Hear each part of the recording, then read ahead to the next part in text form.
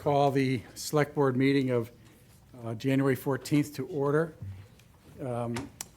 This is a hybrid meeting, so anybody who is remote and would like to be a participant in this meeting, you can go to the agenda, which is on our website, and that has all the information you need to join either by Zoom or by mobile device. I'm Mefford Runyon. I'm the vice chair of the Select Board, and I'm sitting in tonight for Kevin Galligan, who is not here, who is our chair. And we have with us Select Board member Andrea Shaw-Reed, Michael Herman, myself, Town Manager Kim Newman, Assistant Town Manager Mark Reel, Executive Assistant Laura St. John Dupuy, and Executive Assistant Molly Bates. So with that, we'll move on to our preamble. Yep. We acknowledge with respect that we are inhabiting the traditional lands of the Wampanoag peoples who have always existed here. We value their roles as past, present, and future guardians of this land. Thank you, Michael. And we're now joined by Mark Matheson, and so there will be 4 Select Board members for this meeting tonight. Mark. Hi, nice to see you again. Been a long couple of months. Yeah. So we'll start with any announcements. Does anybody have anything they are wanting to announce tonight? And with no announcements, we'll move into public comment. Is there anybody in this room for public comment? Susan. Come on, Susan. Good evening. My name is Susan Chandler. I live at 7 Salt Works Circle, Orleans. I'm representing the Orleans Climate Action Network. The mission of the Climate Action Network is to build a vibrant, informed community that supports a climate-resilient Orleans. A little bit of background. In October 2020, voters directed the Select Board to develop a climate action plan. In October 2024, voters reinforced that commitment by approving $100,000 to create a climate action roadmap. OCAN has since been working with the local community, its residents and businesses to participate, those who are eager to participate in this process and see it move forward. We are concerned that there has not been clear progress to begin this public engagement or to design the roadmap, and that the additional grant pursuits that may come would just cause further delay. So climate change is already affecting our community, as you all well know, and action cannot wait. Our partners are asking when the roadmap process will begin and what the timeline will be. We believe this is a crucial effort for Orleans and an opportunity to engage residents and the government in a coordinated, proactive climate action. We appreciate the work that has already been done and look forward to continuing to collaborate with the town in any way that is helpful. So we want this to happen. And I must say, serendipitously, I was at an earlier meeting, spoke to Mark Reel, who said, guess what? There's going to be a contractor who's going to be hired by the end of February. So we find that fabulous news. Didn't know that when we wrote this, but do know that now, and are very excited about that, and hope to participate in a collaborative way in the future. Thank you very much. Thank you. Stephanie. Hi, I'm Stephanie Gaskill from the Transportation and Bikeways Advisory Committee.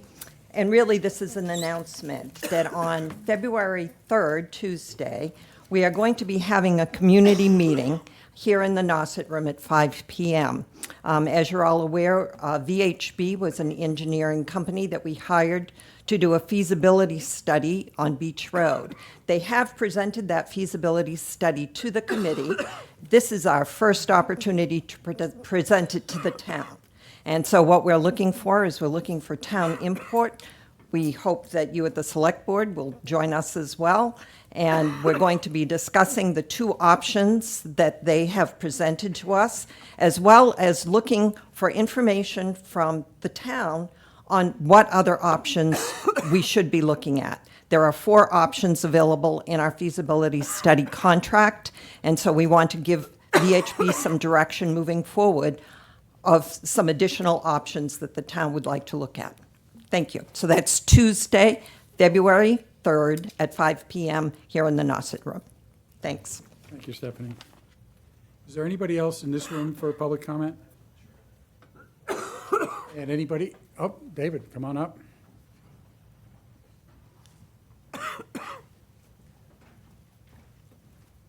I saw that Chief Deering was on the schedule, but I didn't really know if I would have the opportunity to speak. So I'm going to take this opportunity to speak. And all I'd like to say is that, and I'm speaking as the chair of the Fire Rescue Station Building Committee, and we had our first review of schematics from TGAS on Monday, and which was very enlightening, eye-opening. But I think it's become pretty apparent that we're not going to be able to have any sort of a number for you or the front office for the fall town meeting.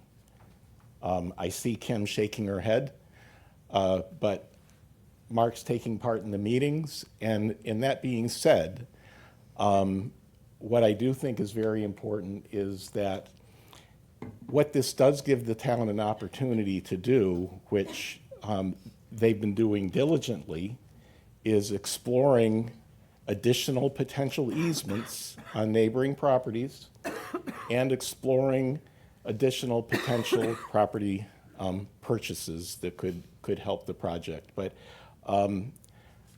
if any of you watched the meeting, Mark commented on the same thing that I just commented on the meeting on Monday. I think it's foolish to think that we're going to have any sort of a number put together before, in time, to put on the warrant for the Maytown meeting. Thank you very much. Thank you, David. Anybody else in this room? Do we have anybody remote with, who No wants? hands raised. No hands raised, okay. In that case, I'll close the public comment portion of the meeting and move on to the next item on the agenda, which can't start until 5:15. So It's the smell. if we can maybe look at an item or two out of order that we could fill that time with, Want to do the consent? that would be fine with me. Is that okay with everybody?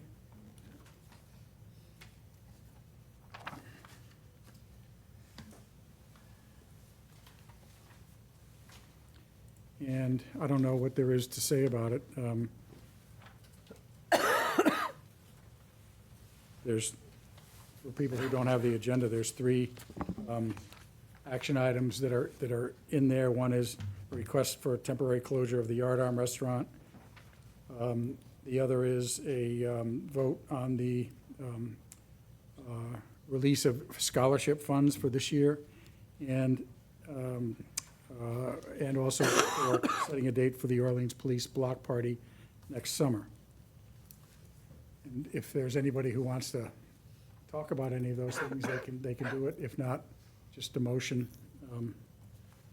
Mr. Chair, could we review the discussion about the scholarships? Yep. What would you like to talk about? Or we can do the other items quickly? I mean, No, your go ahead. pleasure. Because the dates for August 24th the 24th annual block party that's easy. That's a yay, right? Yeah, but we're going to do these as a block, so if you want to talk. Well, I was curious because Scholarship. with the scholarships, and I guess just for reference, trying to find the page number in our packet, but page 20 of 23, the amounts we have to spend, $5,000 and $20,000 respectively. I'm concerned because when my kids were in college more than a decade ago, the amounts of the awards we're talking about were, they helped, but we have more money. Do we just want to think about larger amounts to fewer kids, or? So you're talking about the individual awards, not the overall amount amounts to that we're going to spend. be voting for. But do we do $1,000 or $2,000 or, 10 kids or 5 kids, whatever? 10 recipients for $2,000 each. That's, I just want to, every year we should check our pulse about what do we view this spending? That's all. Anybody have any thoughts they'd like to contribute? I guess maybe I'll start with a question. Are we bound, if we vote this, are we bound to distribute money to the individual recipients in these amounts? Or is that something that can be different? I think This is your chance right now to Okay. decide Change, if you right. want to change that amount. These are just the amounts that I put forth, just based on what we have in the expendable funds, and in order to keep the interest coming in year after year. But this is your chance to change anything that you want to do. But once you do today, then, those will be the funding amounts that are awarded in April and May. Can you explain the difference between the two scholarships? They're set up both complete separate scholarships from two different trust funds. They're very old. They're from I don't know, I want to say the 80s. And so one of them, the Sarah Brown Scholarship, the criteria is very simple, and I don't have it in front of me, but it's really you have to be a young woman That's right. residing in the town of Orleans for at least 3 years, kind of thing. It's very old language, but that's the trust language, and that's the way that it was set up. And then, But Molly, can I ask a question on that? yeah, The way the wording is on this, we could be awarding 5. oh, yeah. That are each 1,000, or we could be awarding one So for that's, 5,000. yeah, so when you guys go to actually review the applications, the scholarship applications, Right. that's when you can decide, well, there's 3 that are really great here, and it's really hard to decide, so we're gonna award all 3, or you might have 1 out of the group, like last year. So we don't have to do it tonight. No, tonight is just the vote on the amounts. Total amount. Yep. Not In that- that's in great. this fund, but the wording for the next fund is more limiting, We don't decide that. Sorry. On the 10 recipients, yes. that can be changed. That's the number that we've kind of always given to the schools, is the amount of kids that we're gonna award. That can be changed. If you'd like to do fewer recipients, you can do that. But do we Mark. need to decide the recipients tonight? Right, I didn't understand that. I thought we were deciding Go that. ahead. So I would suggest that for tonight, we acquiesce to the $5,000 for the Sarah Brown Scholarship and the $20,000 for the Cycle Scholarship. Yep. Sequel Scholarship. And that, when we get the scholarship applications from the schools and have an opportunity to consult with the guidance staff and the people at the schools as to what they feel would be appropriate and what we feel would be appropriate, at that point in time, we can then make the determination as to how many and how much to give out to the individual applicants. So I'm not sure if we just want to have the wording in here reflect award recipients up to 5 people for the Sarah Brown Scholarship and up to 10 recipients for the Sequel Scholarship, with a total of 5,000 to 20,000 for the two. And, that takes us through tonight, and then we can work with the schools to distribute it. Yeah, the actual recommended motions don't get into the details of the Yeah, individual. that's just more, Just for our own Yeah. understanding as where Yeah. we're going, so that when we look at this next spring, we're down this road. That's fine with me. Is that fine with everybody else? So, in that case, can somebody make a motion for the consent agenda. So moved. Second? All in favor? Aye. 4-0. And it is now 5:15, so we can reopen the public hearing? Is that what's going with this now? Because this was continued, right? So we don't have to have a public hearing statement. But I do think I need a motion to reopen. So moved? Second. All in favor? Aye. Aye. So the public hearing for the We need to- pole placement from Verizon is now open. And is that Matthew Preco, is that, are you here to talk to this? Yes, I am Matt Preco, on behalf of Verizon, going to be speaking for this petition. Okay, maybe I'll just sort of lead off, and then I'll give it to you, but this was postponed at the last meeting because there was concern about a neighbor's view being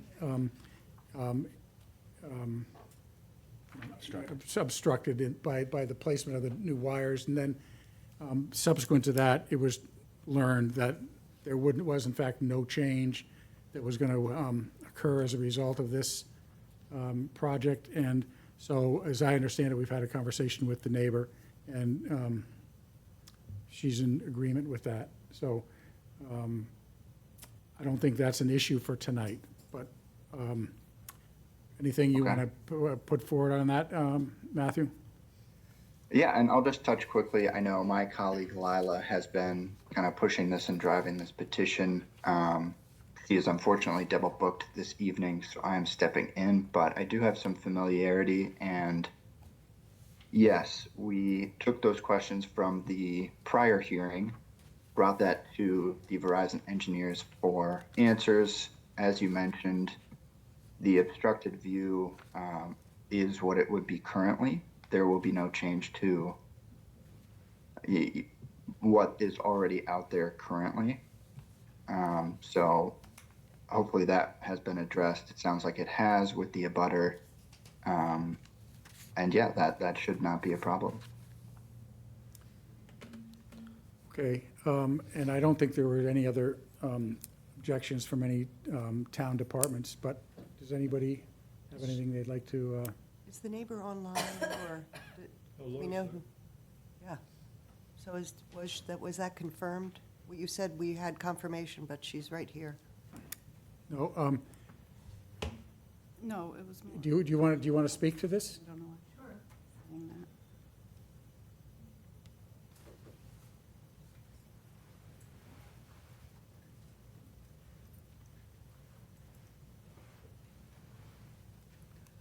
that. I believe what they have proposed to set up will be wires that will run directly from a pole that is at 21 Ruggles, which is the lady in the white hair at the back, from her home across the town property and down the hill, because this home is set way down in sort of a gully.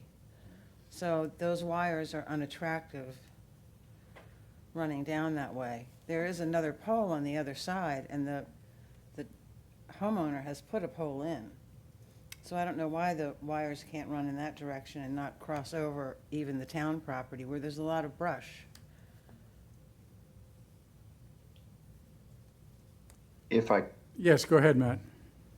I do have, and sorry, let me just pull it up here. I do have a response on why coming from the other direction isn't viable. Let me just grab it. I apologize for the delay. Because there currently are some wires running from what appears to be pole number 6 to a pole on the property, and then to the property, and the tenants have been there and the lights have been on. Yep, so this would be an attachment in that same pathway for the telephone service. And I did find a note for the other side of the other side of 19 Ruggles. We got a note that it would be ill-advised to bring service from that pole due to even more heavily bushed and tree and bush presence on that side, as well as similar to the current pole, the slope issue would make clearance issues. So I do believe that the pole that we are petitioning right now, pole 6, would be the only aerial option. And I know we asked about an underground design, and they did not have comments on that.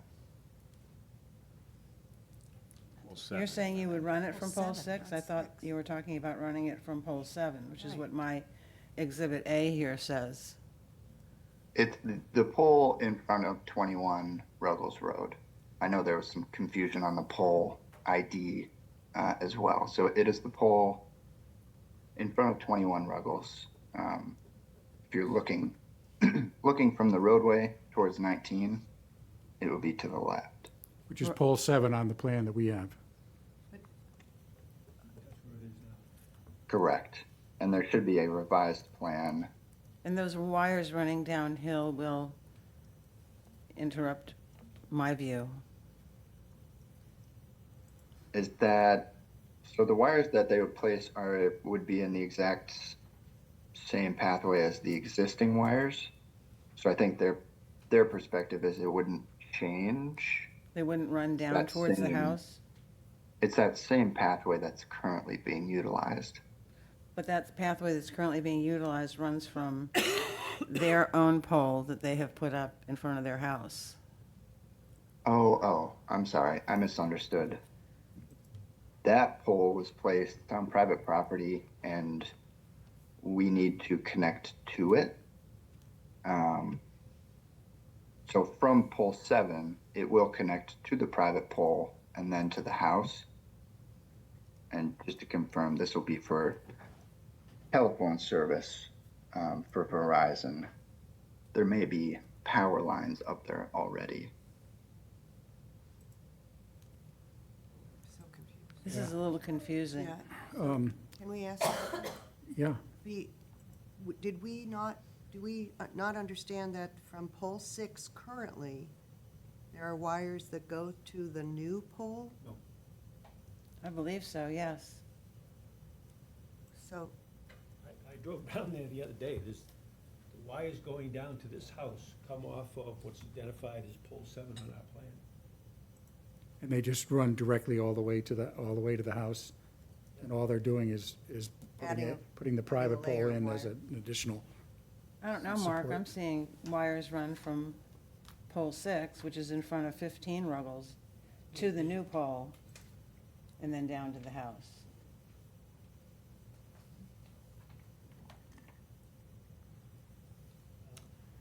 Just, I I'm was just gonna just say wondering, quickly- Rich, do you have anything that would help this conversation advance? daylight pictures?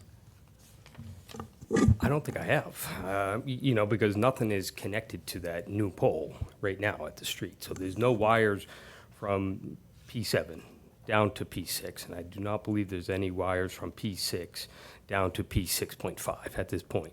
There are wires that go across from P6 to P7, keeps going down the road. There may be a connection right now from the temporary pole, I should say the private pole, P6.5 to the house. That might be actually connected at this point, and what we're waiting for is the approval to actually liven up that power by connecting P6.5, which is the private pole, to P7.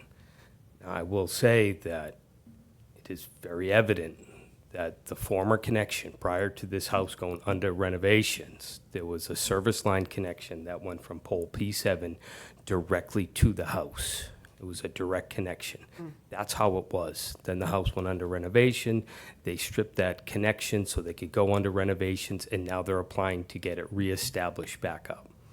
Some of the complications of that reestablishment was that Eversource changed their standard on how long a service line connection could be.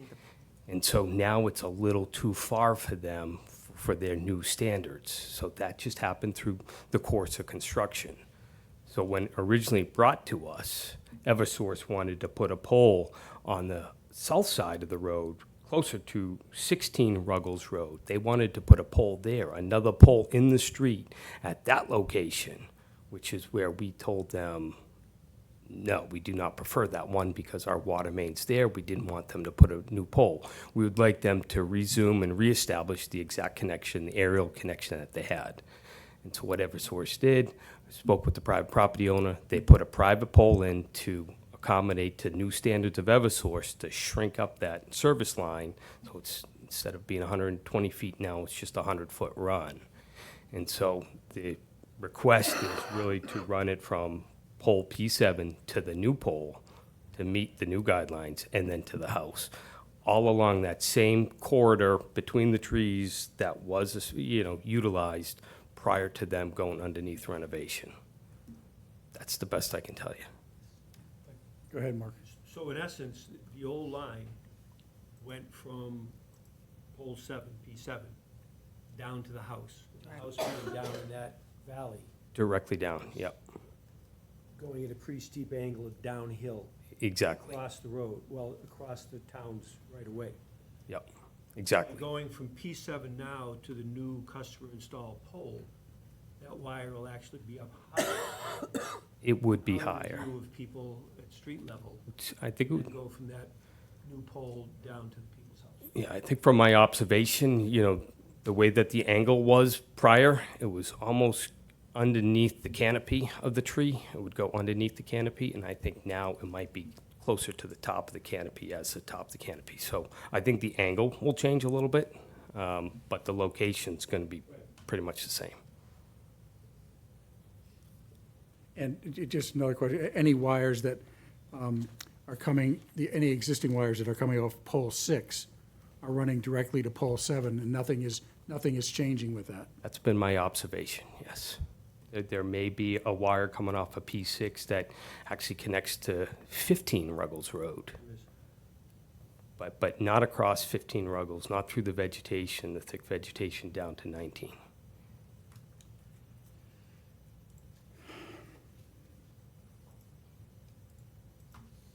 How is that Well, I computing don't with know, your my- understanding? My Exhibit A, the line drop doesn't match what he just said, so it's difficult to comment on it. Happy to share the updated Yeah. plans. This is the updated one. This one shows the pole that you see now today, that location going across. Right.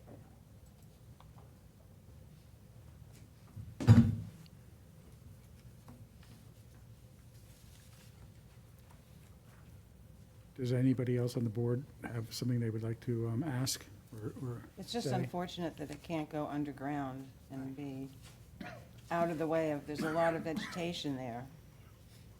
I think that you'd find unanimous agreement with just about everybody in town. But that isn't something that, Till they had to pay the bill. yeah, right.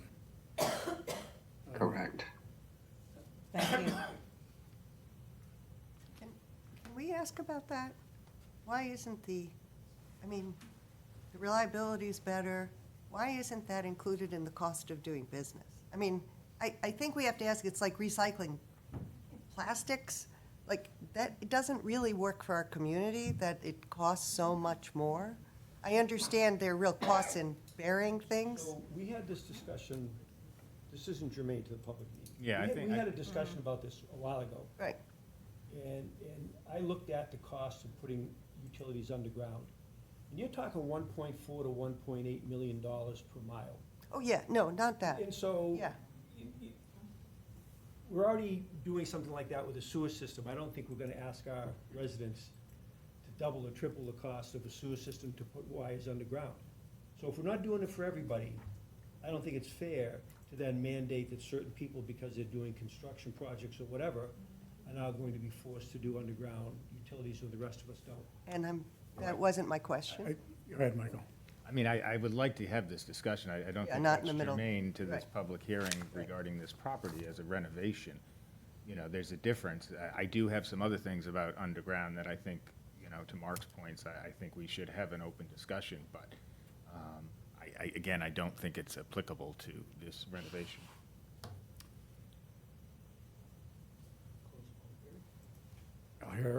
I'll entertain a motion. Move we close the public discussion part of the public Well, actually, hearing? maybe, is there anybody else from the public who would like to speak before we close the public hearing?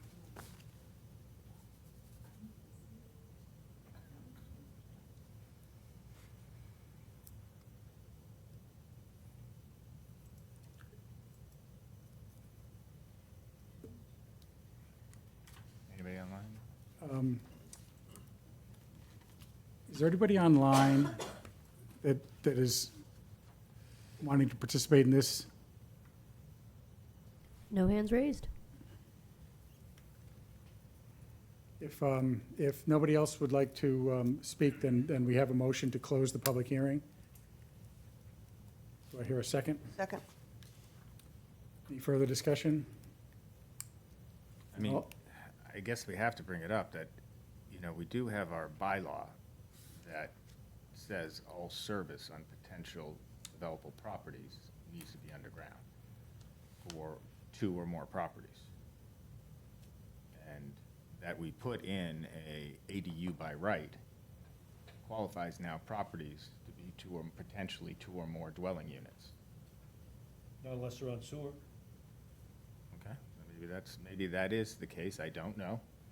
But I don't think it, I don't think that's. I don't think it I applies that's to for tonight. renovation. Not the public I don't think that hearing. applies. Right, well, we closed the public hearing, right? So- No, we didn't vote okay, yet. so- But I think that's something we need to look into and discuss, and we can discuss it after Yeah. if you want. Well, I think that we should be talking about putting this on a future agenda for discussion, maybe even with George Meservy or somebody present. But in any case, for tonight, we have a motion to close the public hearing. All in favor? Aye. So now, the public hearing closed, we would move to approve this poll hearing if that's the desire of the board. Mr. Chair, could we restate our assumptions about this before we vote? Because, It's on the motion. that we have printed. Yeah, oh, sorry, this motion sheet. so on number 5, Andrea, if you want to, if you have that, you can, I have it, I'll do it. okay. No, I'd like to question before we get there, I have a question.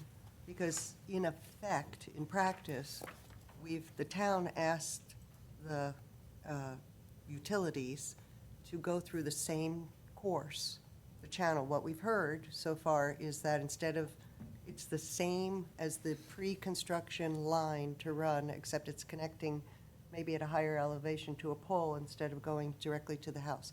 Is that your assessment as well? Yes. That's all I wanted to do was affirm that, separate from the motion. And the updated map.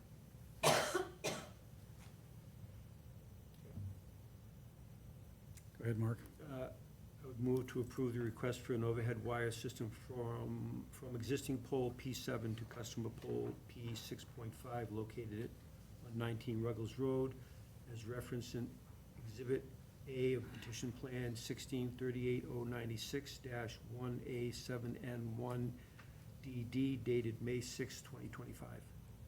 Second? Okay, motion made and seconded. Any further discussion? Then, all in favor, say aye. Aye. Aye. So that's approved.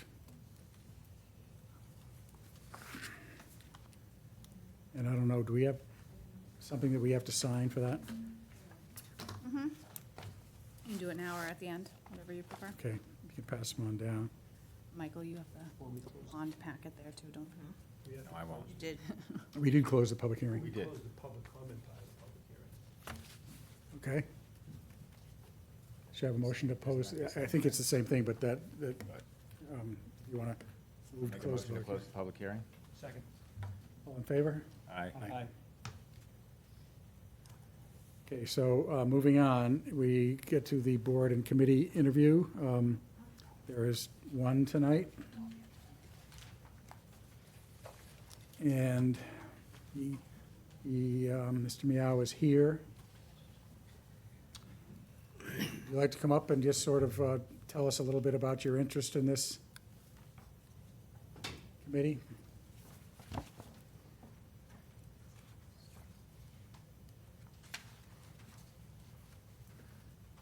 Good evening, folks. It's good to be here with you all. As a 45-year town resident, I love this town. And the efforts that the town has to make it clear, articulated, and how the zoning codes make our downtown area more readable, understandable, and nice is very much something of my own desire. I understand that the new zoning bylaws, of course, you'll be working along with the Old Kings Highway site plan review and the architectural review board. We'll be working together. I'm already part of the Old Kings Highway, and I will hopefully will now be part of the ARC as well. So I'd love to be considered. I'd love to serve on the board, and you have my vitae there. Some of you know me for many years, and I could go and talk about those qualifications, but I'd rather have you ask me questions if you desire. Would anybody like to take him up on that? You know, I'm excited because ARC needs qualified professionals. And Andrew is an outstanding qualified professional who actually, how many years ago brought the Living Building Challenge? Was that what it was called? Yeah, it's probably 12 years ago. Yeah. And so in terms of cutting the path for education about sustainability, we have one of the regional leaders in the room for international standards.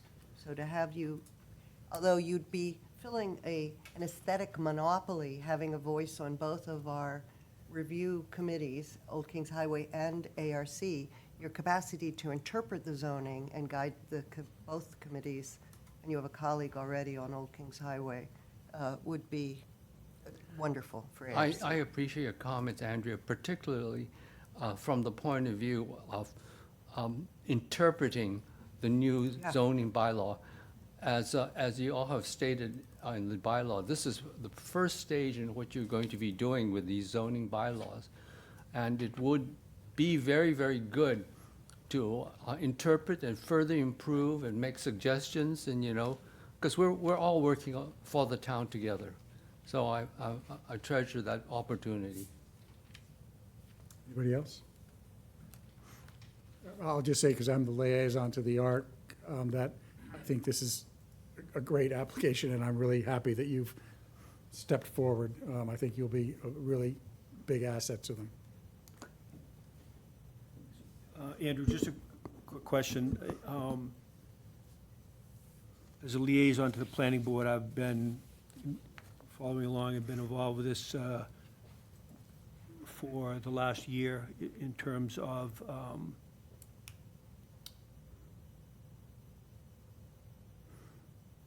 developing and then bringing to town meeting the overlay district for the downtown district.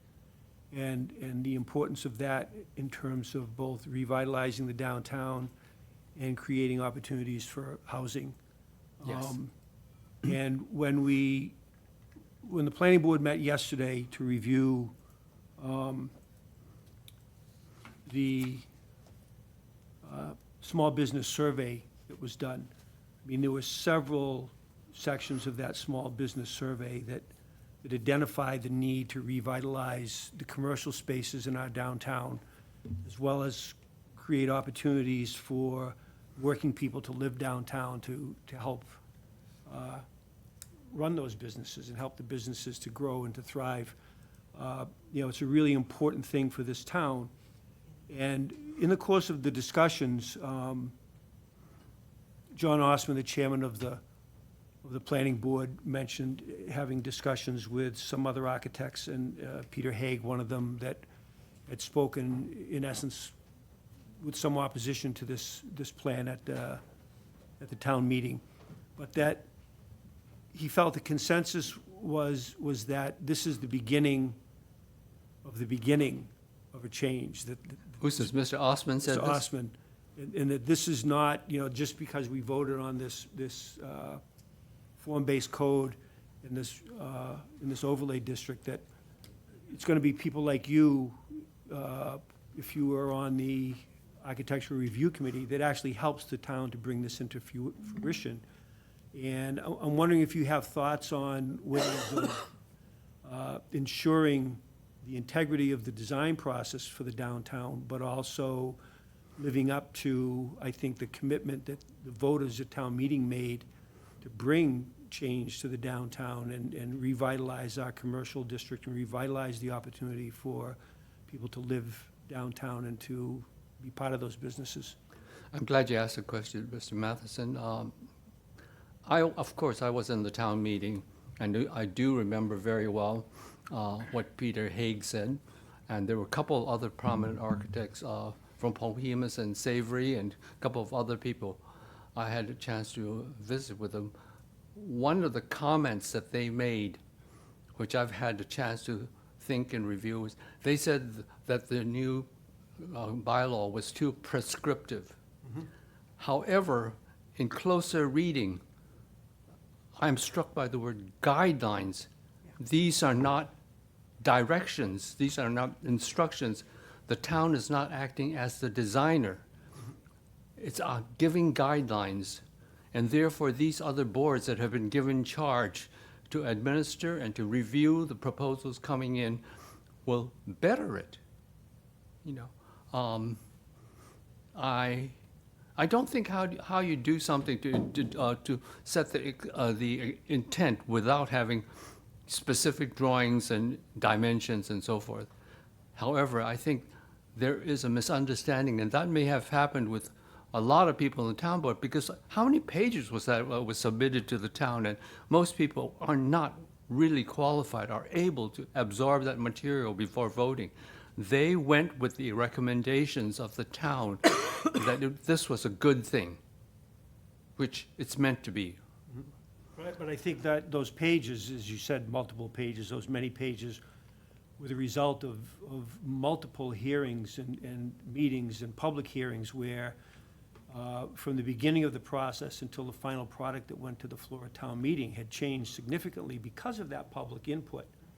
And so I think that, to your point, that many people were very much aware of what was in there, although they're not experts in the field. But again, I think the vote of the town meeting, and especially, as I said yesterday, in looking at the survey from the small businesses in this community and their desire to have opportunities to revitalize and refresh our business community and our commercial spaces and our living spaces is something that's essential for the town, so. Yes, I hear you, because from whatever is suggested, opportunity for more business space, opportunity for pedestrians to vitalize the downstairs first floor level, opportunity for spaces for proprietors and shopkeepers to live upstairs. All these, it's a series of developments that are now possible because the town went ahead and put the sewer in. You know that, and that costs a lot. That was many, many years of fighting, but now we can reap some of the benefits. So I'm agreeing with you about why this would be very attractive to the town members and, the town businesses and so forth. But it still leaves the review necessary. And I think that's one of the things we mentioned way back in the beginning of some of those public hearings, is that a committee like Architectural Review will be weighing in on these details that are so important as to what a product finally looks like when it's being built. Yes, and I hope we get a lot of developers come in and want to take advantage of this, because that will be money to our town. Thank you. Anybody else? No, I'm good. Would anybody like to make a motion? I would love to make a motion, unless you. No, as you go ahead, Andrea. ARC. I moved that we appoint Andrew Meow to the Architectural Review Committee as a regular member with the term ending June 30th, 2028. Second? So, been moved and seconded. Any further discussion? Just a note, basically to respond to the work that the planning board has been doing for decades, since 2012. This is the first time that we have codified into law, so to speak, guidelines for design. And I think what it opens up, and what Mark's talking about, and John Ostman and Andrew knows, that it's living documents that change. The input we are now going to be able to get to change that is, there were several architects who were not directly involved in the evolution of those guidelines, but now might have a way to participate. But it forces the design process that normally would happen inside an architectural firm or design firm into the public realm. Because if you come and use the guidelines, you're either saying, I agreed with the guidelines here, or I diverted from them here because of these reasons.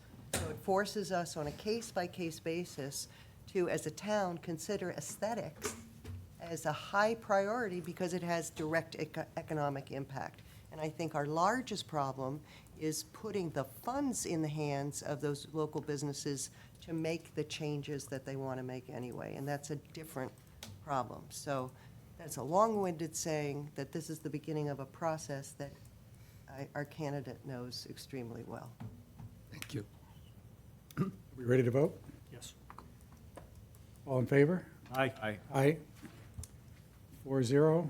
Thank you, Andrew. And you have to, I have at a some little point, go to the, packet here that okay. kind of explains Well prepared. Thank you. I have to get sworn in, right? I mean, Yes, you do. Downstairs. all right on there, listed on there for you, Andrew, all the. thank you. Have a very good evening, everybody. Thank you, Andrew.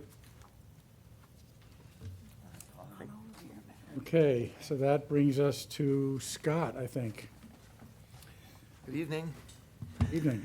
So we got through our borrowing season, which happens in January every year, as you know. I did something a little different this year. In your packets, I included some information about the various projects we were borrowing for.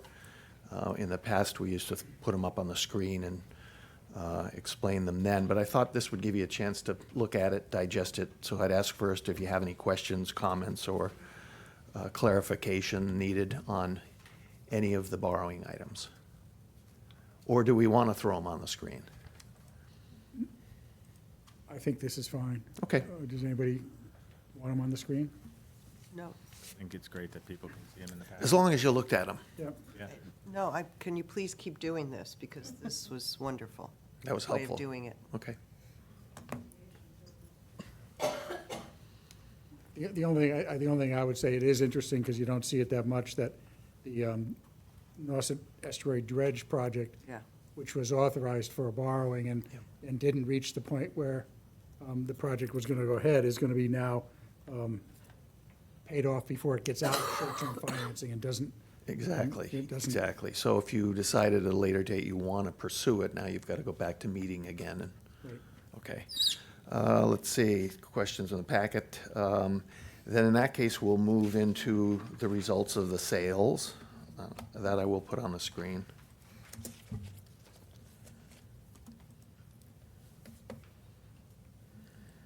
Bear with me a moment.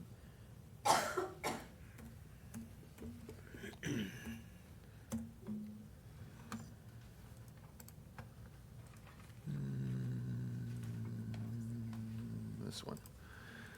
So for our one-year note issuance, bidding was strong. We had, what do we have, 7 or 8 bidders here? A lot of the same parties that we typically see.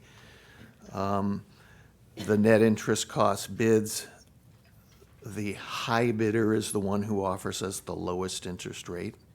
The low bidder is the one that would offer us the highest interest rate. And they were fairly well-grouped. 2.45% was our net interest cost on this one-year anticipation note. The low bidder was 2.6%. And leading up to the sale, as I often do, look at some other communities. Where are they at? What have they borrowed? And I thought we were going to come in somewhere around 2.6 to 2.75%. So I was pleased at 245. I thought that did well. That'll save us 20, 30,000 on interest cost on this loan. On our bond issuance, at the bottom, we sometimes have 2, 3, 4 bidders. This was very active, 8, 10 of them here, with a range of basically 0.25% between the high bidder and the low bidder.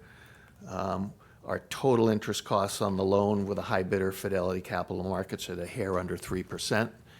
As I usually like to report every year, last year was the first year in many where we didn't keep our borrowing cost under the 3%, but we're back. Beyond our control, rates have fallen a bit throughout this fiscal year. I think they may continue to do so. So we sort of took advantage in that regard. If you have questions on the results, I'll field those. Otherwise, we can move on to the motion and the vote. Any questions on the board? Great presentation. And I believe, Mark, you have to make the motion. Yeah. Mr. Chair, I move that the votes presented at this meeting be adopted in their entirety, and the text of such votes to be incorporated into the minutes of this meeting. Second? Moved and seconded. Any further discussion?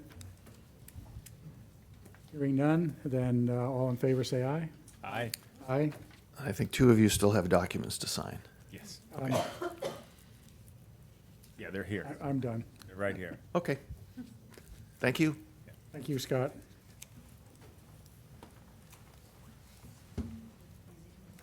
And Chief, Hi, good evening, everybody. Thanks for having me. Here tonight to present an update on fire department operations with a few announcements as well. First, open burning. The open burning season begins tomorrow, January 15th, and runs until May 1st. Those burn permits are online on the town website. The permit holders have to check in daily through the town website to make sure burning is allowed for that day. That is an important piece of that. Next, just briefly, there's a few things I'd like to point out from a statistic-wise. As the end of the year, calendar year 2025, we responded to 2,866 incidents. That's the highest year we've had since 2020, and taking out the storms of 2018, where we went to over 3,000 calls, probably the highest call year we've ever had.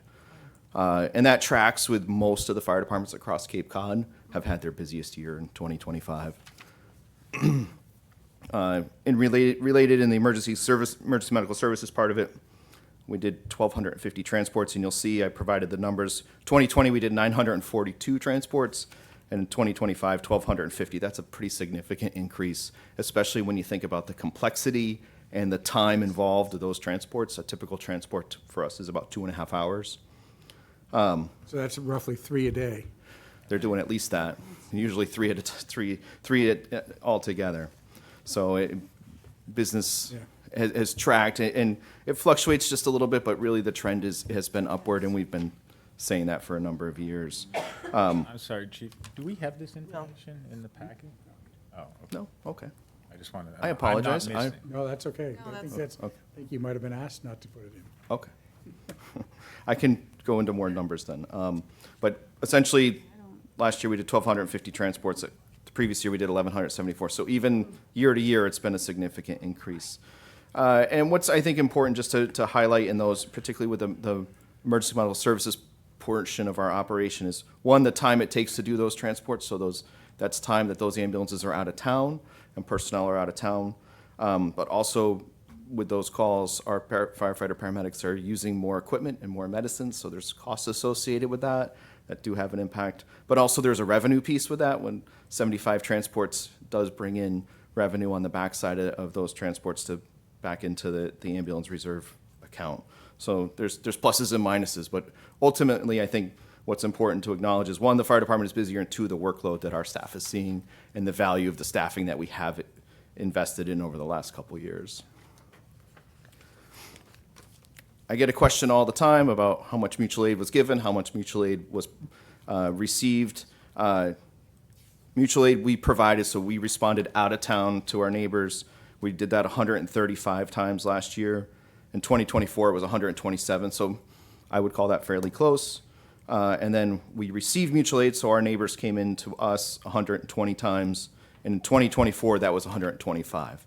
And in previous years, that number used to be very, very, very different. We often received more mutual aid than we provided. Again, going back to the increases in staffing that we've invested in has helped sort of level that out. You want it to be mutual. You want it to be close. So I would call that pretty close. I think, again, that goes back to everybody's busy, so that's where the mutual aid really becomes important. I wanted to speak again tonight a little bit on our hiring and personnel. As you know, we've struggled for many years, along with many of the fire departments across Cape Cod, but also the nation, hiring paramedics. Move to Cape Cod, it's a high cost of living, relation to compensation.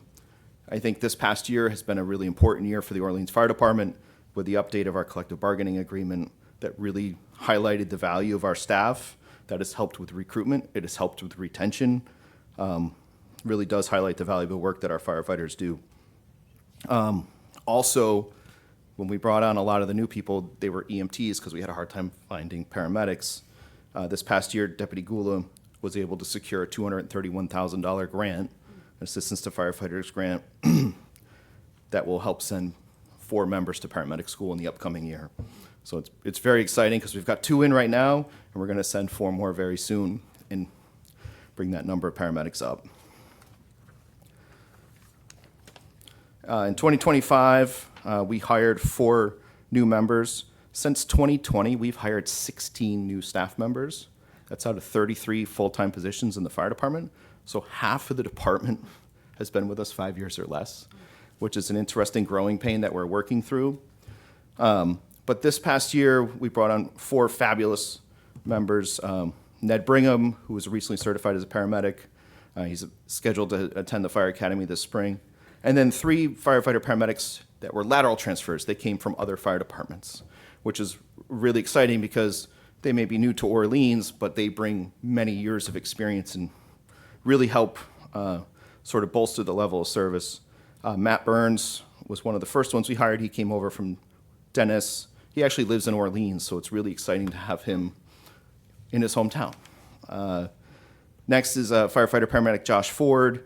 He's got over 20 years experience. He came over from Harwich.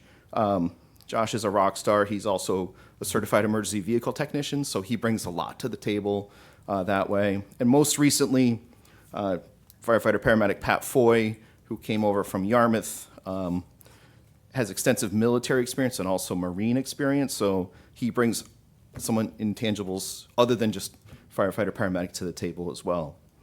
2025, we also had 2 retirements.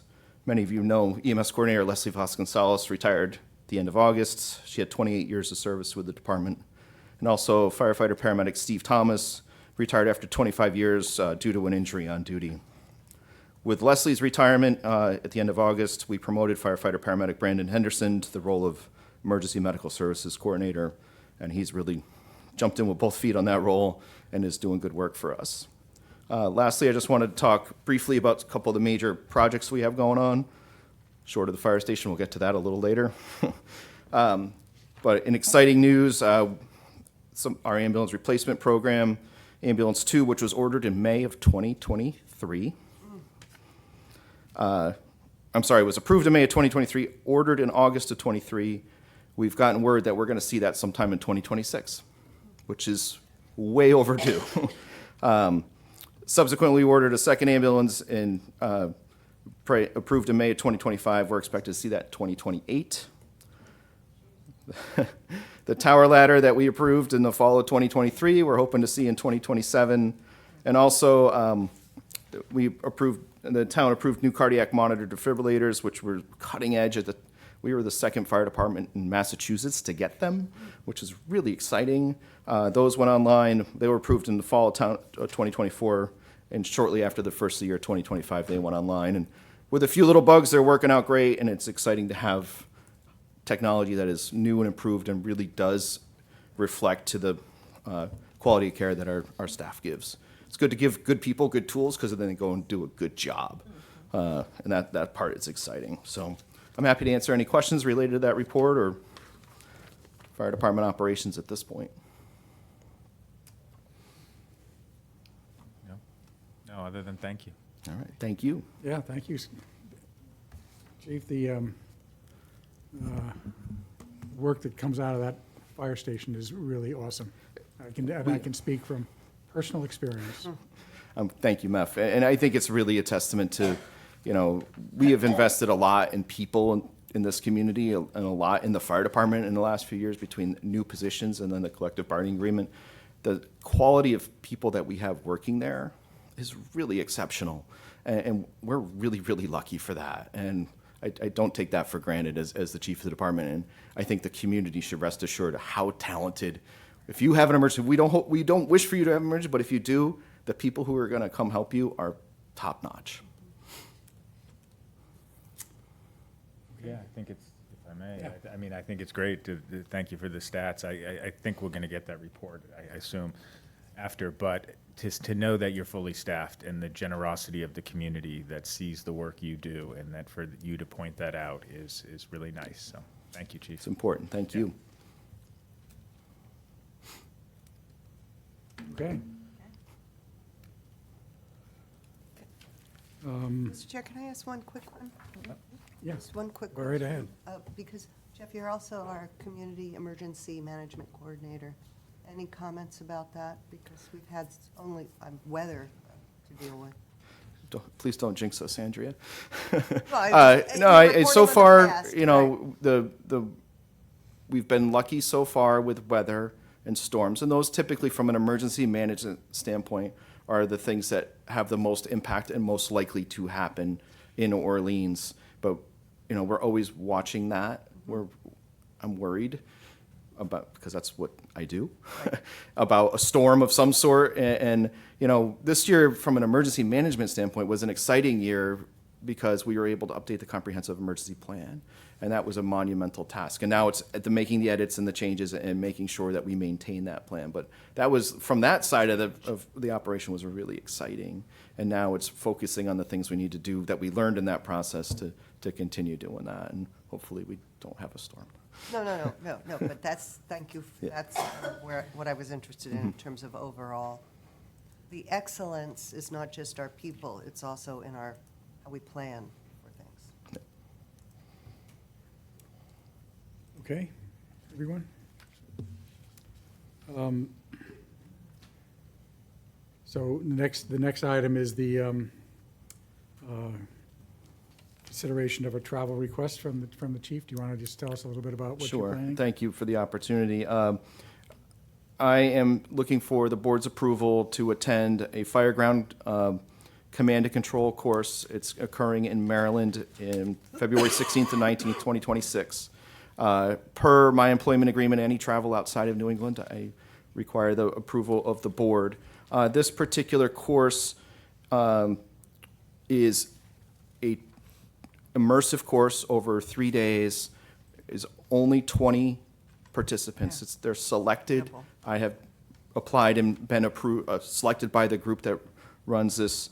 And it really focuses on the human factors related to fires and emergencies, and then managing those things. So how do firefighters react in high-stress situations, and how do we manage those things? It is a personal interest of mine because I see the human performance piece in our job and the stress that our people can, and so it's learning the cutting-edge stuff. And this group that runs this program, an organization called Leadership Under Fire, is the cutting-edge, tip-of-the-spear version of investigating and exploring human factors related to fireground performance. So this is a pretty tremendous opportunity to go and I hope that you will support that. And again, it's in February and it's in Maryland. Mr. Chair? Yeah, you going to do it? I'd be happy to. I think it's excellent, and I thank you for being willing to do it. Thank you. I would move to approve Chief Deering's request for travel outside of New England for the purposes of professional development in accordance with the fire chief's employment agreement. Second. Any further discussion? February in Frederick, Maryland, pack warm clothes. Burr. Okay, all in favor? Aye. Thank you very much. Have a great Thank you. junket. Thank you. It's going to be tough. Kim, you're up next. Great, happy to be up next. So tonight, we just want to give you a brief update. The chief is here, Mike Slater is here, and Mark, obviously, to give you an update on the status of the fire station project, and maybe a little more detail into the comments earlier tonight.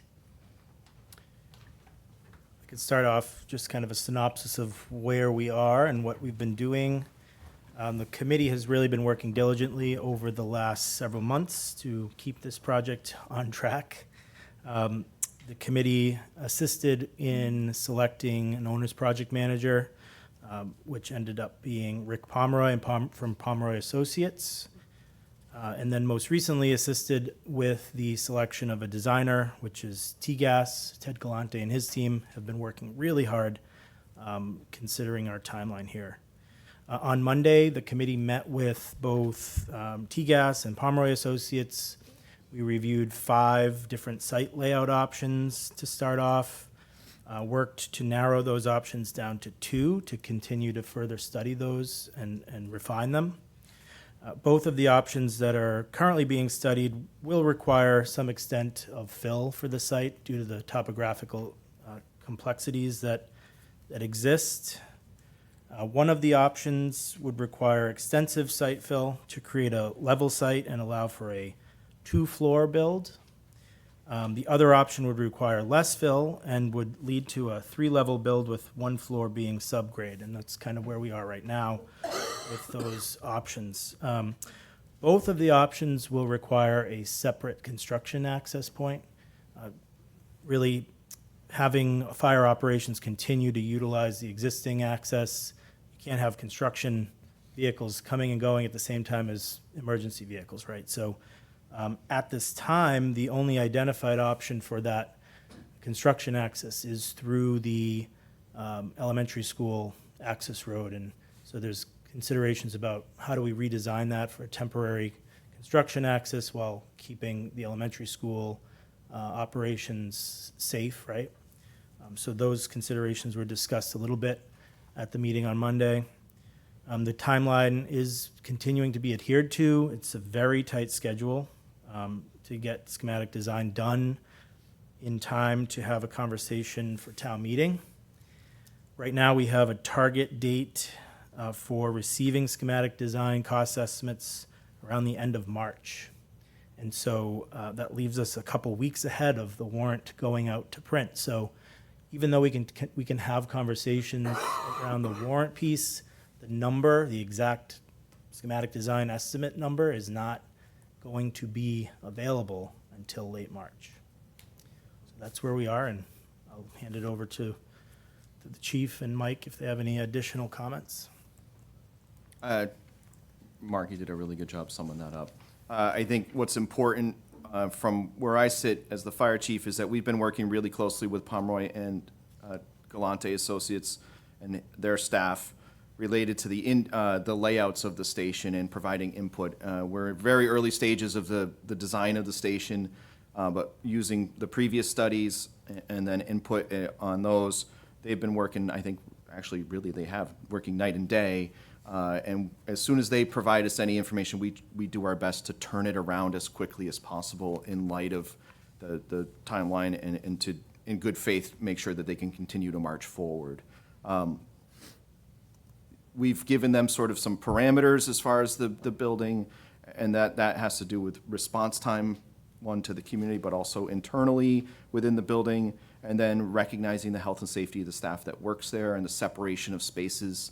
And I will say that that is something that Galante does really well. They have a very good understanding of how fire stations operate, so that separating where contaminants may be from coming back from a fire or a medical emergency and where the living quarters are of our staff, how to make those interactions and increase the safety of those interactions, there's something that they're acutely aware of. So I'm confident that they're going to come in with some really functional layouts, and we're just doing our best to to get to something that we can work on and let our staff kind of look at and figure out what is going to work going forward.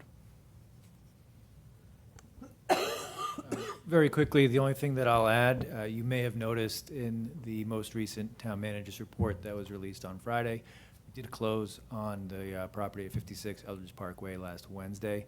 So that parcel has been incorporated in the designs that the OPM and designer have been looking at. And that has been an integral part of the discussion, both with the working group as well as the building committee on Monday.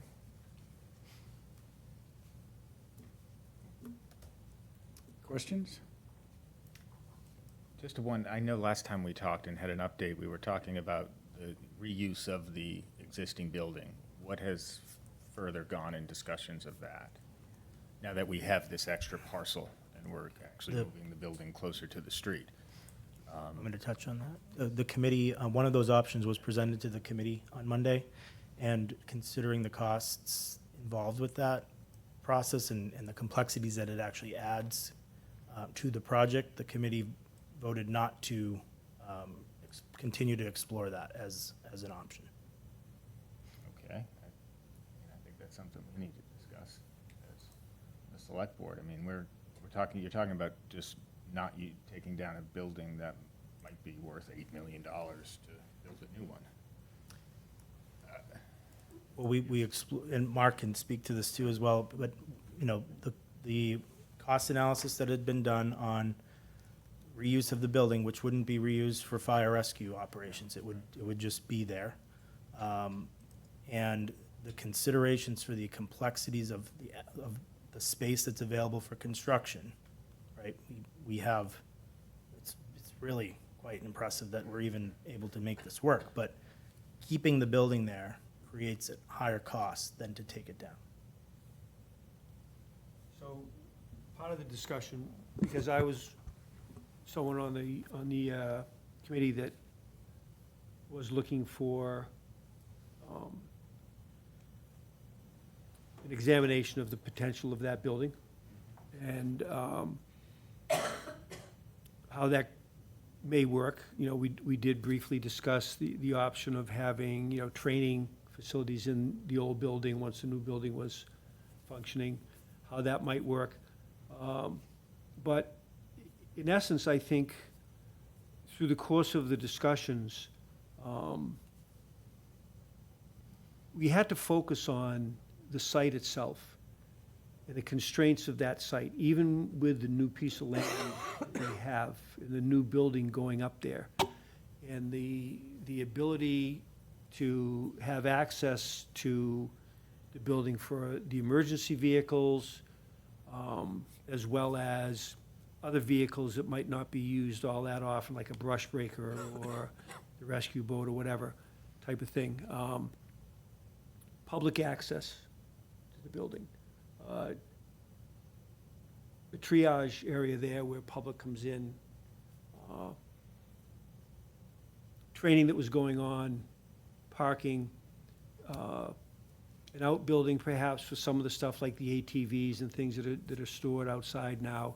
I mean, we looked at all of these things within what essentially is a very constrained site, because we wanted to adhere to the notion that we had brought forward when we bought the new parcel of land, that we would not do anything to impact the elementary school and move further on to elementary used areas in that site. And we don't own other property there. We continue to try and negotiate easements or use of property or buying a parcel, whatever it might be, to help us. But the bottom line is, we have a very restricted site size-wise and a very restrictive site topographically speaking.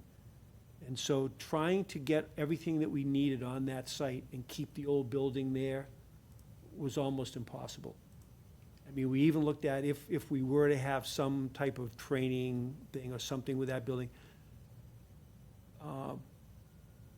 probably a lot of the building would have to be torn down anyway. It wouldn't be the whole building that could stay there.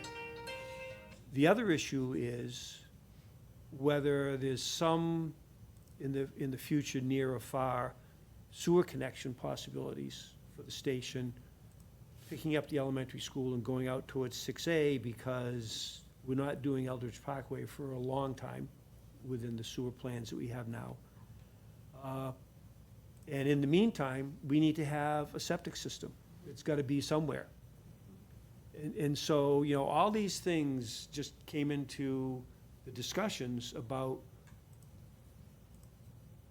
bending over backwards and jumping through 6 hoops to try and preserve a building that might cost us more to renovate than it would to tear down, and make the site even more restrictive than it already is. And so I think the consensus of everyone on the committee was that it just wasn't feasible to try and hang on to that building. Mr. Chair, can I follow up? Yes, that makes a lot of sense if you're looking at the purpose. The overall purpose is the functioning of our emergency fire and rescue services, period. That's the, and not impinging on the other. What I think is going to be missing for us as residents is to come to the same understanding as the committee has, and the process of sharing that information in the future, well before town meeting. So when we ask these questions, the information that led the committee to that consensus is shared in a public way. And so maybe. That happened on Monday, so we've had 2 days, you know, and so. And that's it's our my opportunity point. to Yeah, no, start to you were share. articulate on it. We're reviewing it tonight, Right. and we didn't address it. No, but also, again, so what we're talking about is how we move these conversations forward, and so the status of the building, current building, and the plans for it should be part of our regular reporting. Here's where we are with it, and that's my request, is that, you know, let's keep us up to date, because the committee is empowered, knowledgeable, and trusted. So let's share the process of that work in as timely and precise fashion as we can. That's all. We just expand how we do our job. Because actually, because my question was, the new constraints, the gold standard was going to be the training, the possibility of the new facility having a training component to it, and having just come from San Francisco, where there's a fire department on every third block, it seems, and the amount of training and the way those kind of buried into an urban landscape buildings function. Training is a huge part of that constant mutual aid and call, and so I'm interested that it remains center, that we become the center for excellence that I know our department is geared up for. And I think, you know, one of the drivers of the discussions about leveling the site and having a 2-story building and having all the vehicles in one area, whether they were the emergency and the essential vehicles or the less in-demand vehicles or whatever, and the expansion of the footprint in order to do that on, again, what is such a constrained site. I think Rich Waldo made the point several times over about the need for zoning relief on everything that we do there, because we are going to be encroaching on the lot lines. And we are adamant that we're not going over the lot lines. You know, we had that discussion with the architect and the project manager, is like, you can, you know, go up to it, we're gonna be dealing with zoning relief, but we're not going over it. Good. We're not going over it. And so, you know, when we looked at the potential of a 3-story, where we could utilize a lower level, kind of basement level type of garage for those non-essential vehicles, you'd have a smaller footprint and go up, and you could still have, with the 2 floors, the emergency vehicles coming out onto Eldridge Parkway, the staff living quarters, everything else, and then the 3rd floor, the offices and your training facility. All those components that were so important in the initial discussions can all still fit in there in a smaller footprint, because we go with that other option. So we're looking at those things very seriously, but including all those things in there making sure all those things stayed in there on this really constrained site. And can we kind of follow Yeah, up? keep Just going. in terms of when you go sub-basement, we know in terms of mold, fresh air supply, there are different costs of then owning something that relies on that basement versus, hey, it's done, now we live with it, how do we live with it? So that we build in whatever those constraints are into the owning and running of, which is how we ended up with no separation and the health problems of the I current think building. it's, as Jeff said, the T-Gas firm is just, they're so aware of those things and so driven to make sure that those things are dealt with appropriately for the immediate residents and the long-term residents of that station and the users of that station. We are cognizant, yes. It's all good. I just want to speak to the funding timeline a bit, just to be clear. We are preparing for May town meeting vote. So we, we will be preparing a warrant article related to it. We will be staying on our timeline related to that. The select board can decide if that needs to change at any point and what our plan would be if that would change. Right now, we're still too early to say that we're not going to hit that target. One of the things we are doing in preparation is working with council now in advance to make sure that we know the exact parameters that we need in order to bring a project to the floor in May. If we, how far in the design process we really need to be to vote on a number, that's part of it. And also, we've started since Monday talking about other alternatives in case we won't be ready, which would mean something like moving the fall town meeting forward or something like that. But we are considering options. And then the other thing we hear a lot about is about land acquisition. We continue to be in discussions with the butters, but the reality of that situation is the town only takes possession of land through acquisition through town meeting, and the next town meeting is in May. And so we are not going to design to land that we do not own. So, but we continue to have conversations, and we do not want to delay the project on something that we can't guarantee. So that is where we are in terms of timeline, but the board will ultimately decide what you want to bring forward and when, but we are preparing for May in the hopes that we will be bringing something forward. The only thing I would add is just as the project advances and the zoning relief becomes more definitive as to what is needed, getting the ZBA, at least giving them a heads up would be, I think, a good thing to do. Also, Amanda, anything you want to say about communications still that are ongoing about the project in case anyone has interest in sort of getting caught up or seeing the latest? I just want to remind everyone that we have a fire rescue headquarters page on the website that is continually updated with updates from the committee. So whenever they meet, we provide an update for everybody on there, so that this type of information is always available. I mean, the only other comment I would have is I do think we need to get out to the public regarding the final decision that was made, or I think you said it was a consensus. I don't know if a vote was taken, but removal of the existing building, I think, is something we need to get ahead of and explain in detail why that was a decision made by the committee. I mean, I appreciate what you just said, but they're going to want to, I think people are going to want to understand a little bit more in depth. Otherwise, these questions are going to come up all spring long, and we're going to say later, well, we should have really kind of made an effort. This is something, in my opinion, is a big deal, you know. We're always Understood, but I looking- think we're you always- need can I to. finish? If we're always looking for space, we're always looking at. Understood, but I and think we what you need to understand is, when the committee is focused on, and the architects and the project manager are focused on the new building. And what we had for a discussion in regard to the existing building is, we all know that there are problems with that building that would need to be addressed. And so we're not going to take the time in the energy and the money right now to examine that fully. That will come down the road. And as we go down the road and we get closer to bringing the project forward, then we can go in there and look at exactly what the cost would be to remove the building, or what the cost might be if you're really looking to try and salvage some of it for some use. But I think because, as you've heard, not only do we have constraints on the size of the property, but also on the timeline to bring this forward to town meeting in May. And so the efforts need to be focused on site design, site work, the building design work.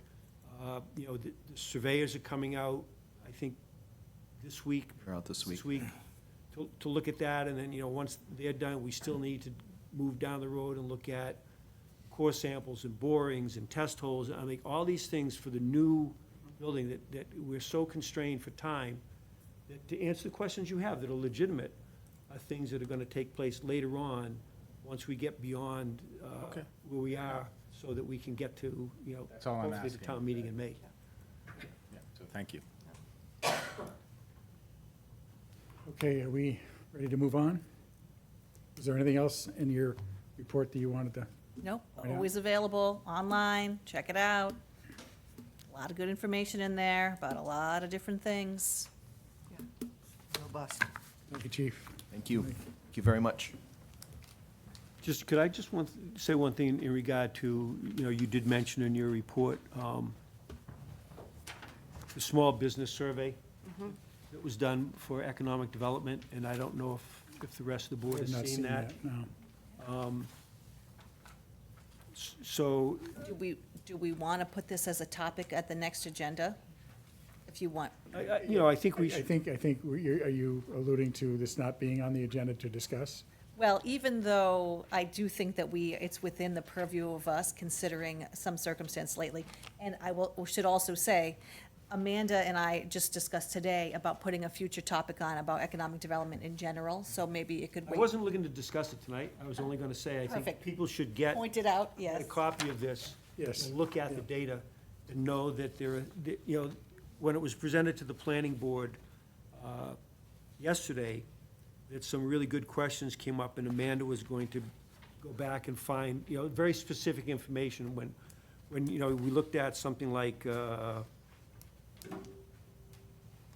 know, 54% of people had a strong feeling this way, or, you know, 20% of businesses had a strong feeling that way. Could we identify what types of businesses had a negative view of things and what type of businesses had an optimistic view of things? And that raw data is available, so that Amanda's gonna go back and look at some of those things and then bring further information to the public and to the planning board. So grab this if, and. Yeah, and this will be on an agenda coming Well, up. we were talking about March, only because your agenda, and there's some travel in there. So realistically, you're talking 3 meetings from now, even though March seems far away, you know, but outside of budget cycle. So, because I also want to add a component that's just about the economy in general, about the community. We talked a little bit about when we're talking about revenues in this year and the budget and things being a bit stagnant. And then we're also working on something related to grants, right? So it's sort of a piece that's about what are the ways in which we are working to diversify our economy so that we can stay resilient even in a downturn, right? So I want to do something about that talks about what economic development is and why we pursue these things and all of that. So, but I'm thinking it's not top priority, but it falls somewhere right around after the budget.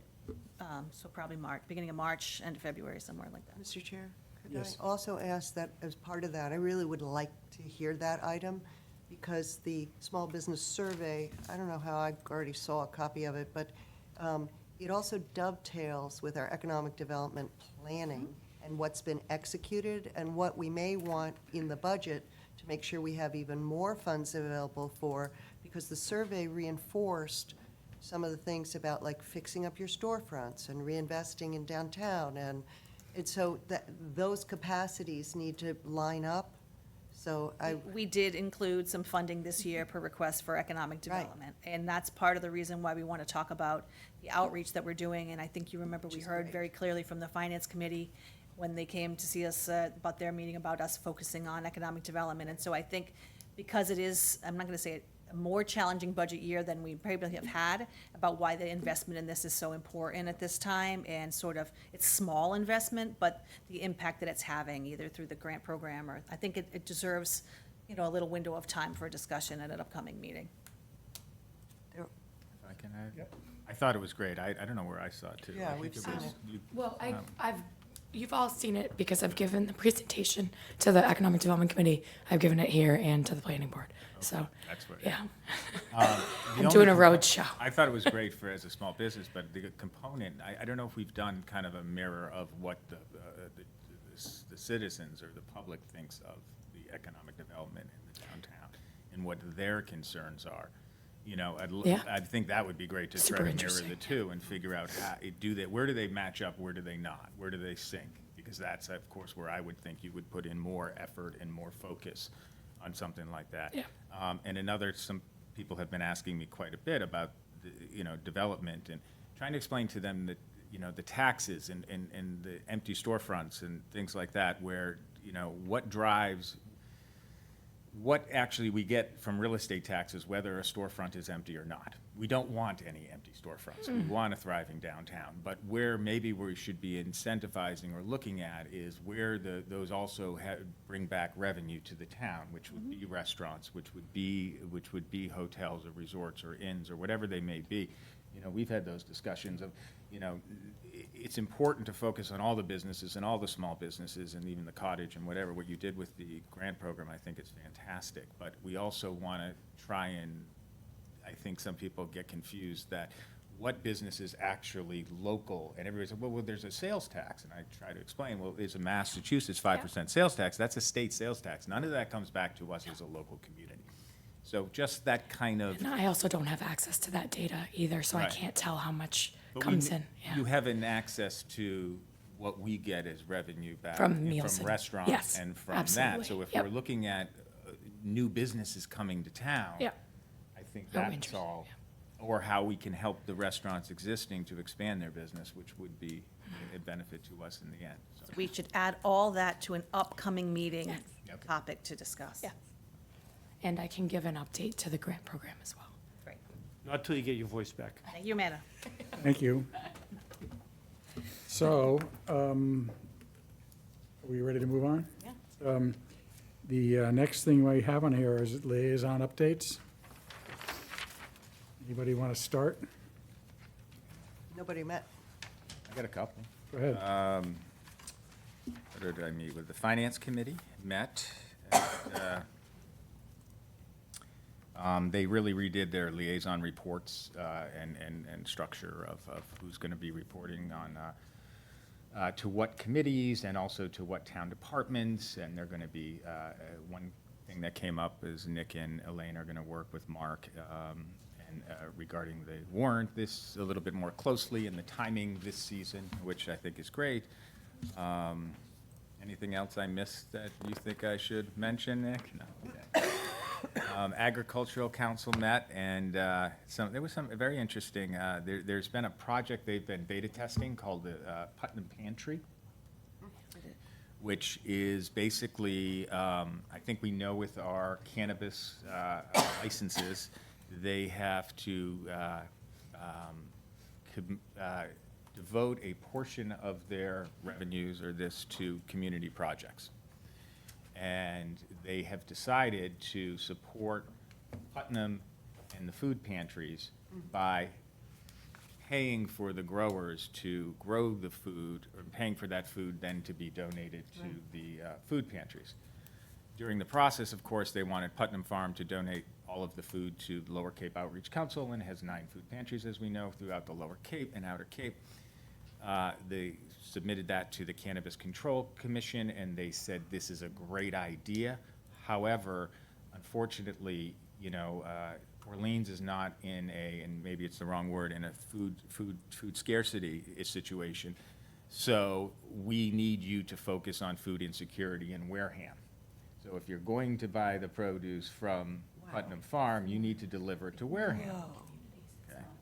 And, I think it's the same question, I know, with seasonal community designation, that is changing the way they look at us as a community. But community, the way we're looked at as a community, we're not looked at a community of food insecurity. However, they look at the library when they're giving us grants. We understand how this all works. So, that being said, Rick Francolini is working on this, and John Janelle, with the Conservation Commission, and they're going to be proposing to write a letter to Representative Luddy and Senator Sear, suggesting or requesting that maybe they look into this and see if they can get a waiver from the Cannabis Control Commission to direct the food, instead of having to go to Wareham, that it can go to the Lower Cape Outreach Council. We understand why these rules are put together. They're the best intention, and they generally work probably 90% of the time. There's always going to be exceptions, and we need to follow up with a letter, maybe to urge our legislators if they can look into this. So I just wanted to put it on the table. If there's somewhat of a consensus, we can get it on the next agenda. The Conservation Commission is going to put together a letter, or we can instruct our chair to put together something with John Janelle's doing it, so I don't want to see you have to do double the work, and have it on the next agenda to sign and send off. And thanks to Rick, and I believe Mary Wright is working on this initiative too, and all the growers at Putnam who are doing this and supporting it, and Seaside Cannabis, who got behind this in the beginning to find this as the avenue they want to make their public. Just in terms of a sense of the board, not taking a vote, would a letter in support of that exception being made for Orleans to allow the food that's being grown on Putnam Farm to be sold or given or donated through Yes, to the multiple towns. the food pantries in Orleans and surrounding towns? Yeah. Is that something that you would be? Maybe, yeah, and maybe one of the things you can do, Michael, is that they contact the schools to look at the number of free and reduced lunches Yeah. that are awarded to the Nauset School District families at the elementary level, right up through the high school, because we have, everyone thinks we're this fabulously wealthy community. And through the summers, too. The number of free and reduced lunch applications for this district is significant. Yeah. That might be something that can help sway opinions. And we also have our other cannabis location that may be looking for ideas to join in. Mr. Chair, I forgot one update. Well, why don't we You're not let Michael be finished and. And then they're reviewing something they're getting into, just looking at the right to farm. We know there were some discussions this past year, and they worked on that, and seeing if they can kind of update the documents, as was brought up earlier. All of these bylaws are living documents, and we need to look at them every once in a while and see if they're relevant and germane to today. Farmers Market annual meeting is in May. And then there's phase 5 of Putnam Farm is been proposed as, it'll be the 5th and final phase for possibly 8 new plots to clear and construct. And the Conservation Commission has put an application into the CPC that we will see after, but to request funding for this phase. So that's exciting too. I had a conversation, the last one is with Mike Giggy, I think we all know him, and Tim Harrison and George, and they reached out to discuss some of the things they're doing with the Wastewater Management Advisory Committee and the fertilizer. And it's something that we've kind of talked about in the past, and I wanted to get Mark, and I'm glad Amanda's here. Now that it's springtime, I think we definitely need to take our bylaw 103, chapter 103, which is our existing bylaw of fertilizer management and pesticide management, and make sure, fertilizer of nitrogen and phosphorus, and make sure we're following it, and make sure it's available so that the public knows about it.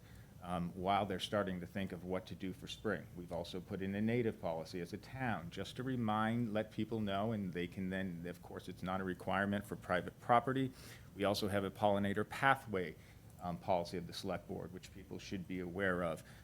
And also combine it with the water restrictions that I think the APCC sent out today. I mean, it's really kind of sad that the snow so far this winter hasn't changed one iota of the drought restriction. So all of these kind of things work together, and it would be nice to have something come out from the town. Is this a future agenda item? It's a future agenda item. Okay, thank you. And anything else we can think of that as second homeowners and people think about their properties for the spring, that there may be other things in our bylaws and different things like that that we want to make people aware of.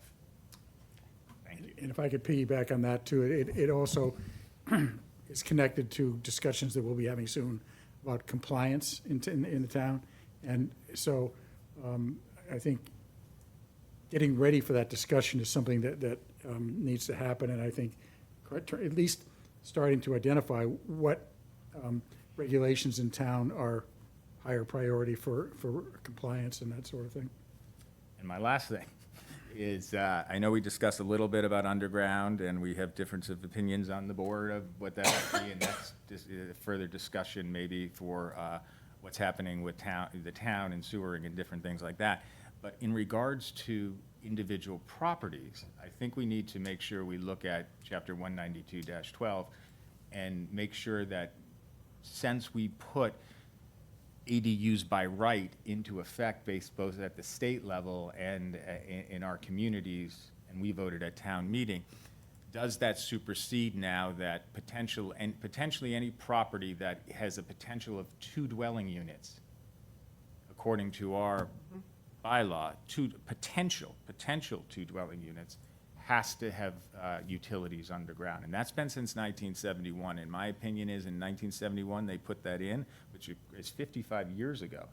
I'm assuming they put it in, and this is an assumption, and I know that's not great to do, but they probably said, you know what, let's not make every home. Let's do it every potential 2 and above, see how it goes, and then we'll evolve this. Well, like a living document, nothing's been evolved in 55 years. So I think we want to make sure we're not conflicting this. And Mark made a great point that maybe it is the sewers only in the ADUs. I don't know. But I think we want to check that out on new construction of potential and make sure that it might get rid of a lot of poll hearings that we wouldn't have to ever do. So that's enough for me, but thank you. One little one. Go ahead, Andrea.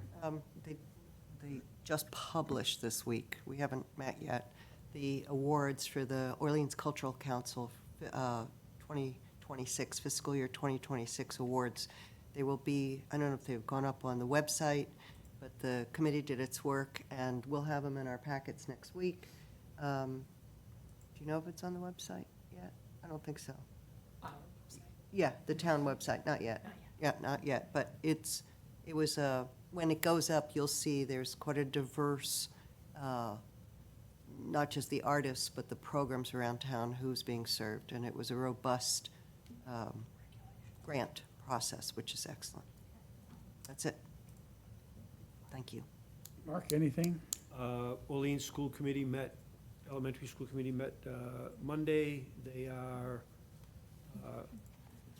working on their budgets. They're utilizing some part-time help that they have in the finance office, finance department at the central office now for the school district.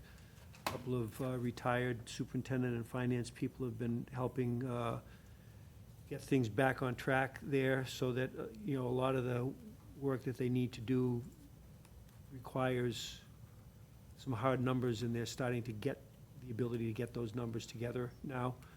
I think one thing that they're looking at is a significant increase in one budget item for a special needs student.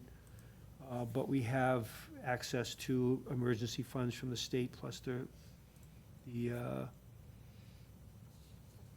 circuit breaker fund that would kick in next year. But, again, just trying to get those numbers and accurate reports and all that stuff has now been greatly facilitated by the inclusion of extra help at the central office. So their budget process is ongoing, and they will continue to meet to work on that. They're having a couple of meetings. They posted their new meeting schedule online so that they can get that work done. Fire Station Committee met Monday as well. We talked about that extensively tonight. Planning Board met yesterday. They are in the process of getting their final draft of the comprehensive plan. They want to meet with the Select Board. Either we go to their meeting or they come to ours, just to have us look at the plan before it gets final version. So we need to get that on the agenda at some point in the near future, so that they can then get that out, get it finalized, and have it ready for public viewing prior to town meeting. That's about it. I just have a couple. I was able to attend the last ZBA meeting. I don't usually get to go because it conflicts with select board meetings, but the only interesting thing that came out of that is that the Seaside Ventures cannabis store on Not Finley. on Finley. They put in a request to expand hours, and that was approved. It was not a big expansion, but it was in the morning, going from 9 o'clock in the morning to 8 o'clock in the morning, and they intend, I think, to be open at 8. They're not really changing anything on the closing hours at this point, but that's something that is worth being aware of. The Architectural Review Committee did meet, and they had a few projects to look at. The big one would be the Stop and Shop building is in the process of getting a facelift, and it's all going to be repainted. There's going to be changes to the signs, and that was approved. It did bring up the conversation about lighting in general, and you know, we've been talking about things like compliance and now lighting, and I think there's the list of things that we might like to talk with the planning board about is a meaningful size. So I think, you know, maybe finding a way that we can have that discussion with the planning board, and it might just be communication with them about topics that we think relate to the zoning regs. And that's it for me. Mary's got her hand up. Go ahead, Mary. Good evening. I just wanted to follow up with a couple of things that you brought up. Yes, Meph, we talked at the planning board yesterday about the sort of laundry list, I guess I would call it, of things around lighting and signage and whatever. So John, I think, is going to be putting that on our agenda once we sort of feel like the comprehensive plan is a little more set. So we're on the same page on that one. But Michael, I just wanted to circle back with you on two things that you brought up on the cannabis control. Yes, we've started to talk to Hadley. I'd be happy to work with you or whomever in terms of putting some of those letters together, because we've started to draft those up. We did ask for a waiver from the Cannabis Control Commission to be able to do the sale of food to, or the exchange of food for Lower Cape Outreach. And it really has to do with areas of disproportionate impact. So it's really based on, yes, income and diversity. And so we're really making the case that despite the Cape's sort of looking very very homogeneous, that it really is a more heterogeneous population, and certainly from those people who are suffering from food insecurity or low income or whatever, all as a package. So happy to work with you on doing that if that would be helpful. The third thing is on the communication strategies to talk to the public about issues around water, irrigation, nitrogen, all those things. Amanda, Sue Brown, and I are working on a plan for certainly communicating around the drought and the expected drought, despite the lovely snow that we've had. So we have included pieces of being able to include many of the points that you were making around other land use or vegetation or nitrogen issues. So be looking forward to sharing that plan with you as we put it together. Thank you. Thank you, Mary. Future agenda topics? I think we got a few. Yeah. So I just want to go over briefly the upcoming meeting dates that we have, because we basically have mapped out from now until town meeting. And we had a couple of conflicts for travel or, school vacations. And so the dates that we have listed right now are next week, the 21st, for a regular meeting. And then the following week, we're going to have the first of our budget workshops at 3 PM. 28th. The 28th. On the 4th, we'll have a regular meeting, but we'll also have a budget workshop. We're going to move, we're not going to have a meeting February 18th. We're going to have a meeting February 11th because we don't have Mark or I here. And that is the start, really, of our warrant article review. So we want to make sure that we're both present for that on the 11th for you.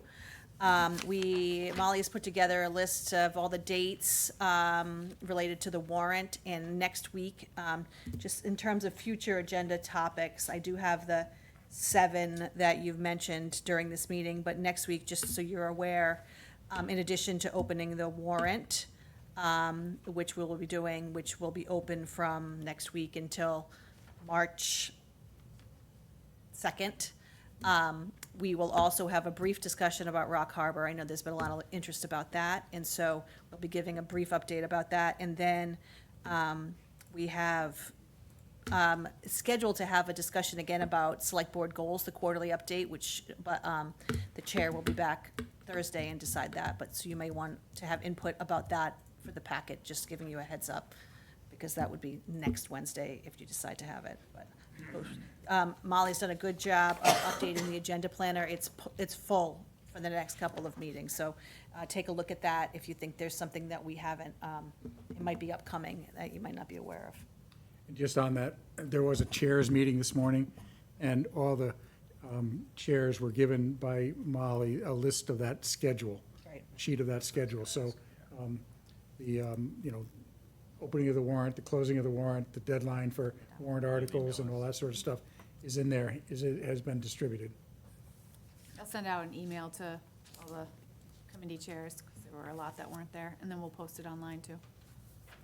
It's January 14th, so if anyone says that they did not get the information in time for the May town meeting, just January 14th. Anything else from anybody about anything? If you're ready, Mr. Chair. I'm ready. I move that we adjourn at 6:53. Second. All in favor? Aye.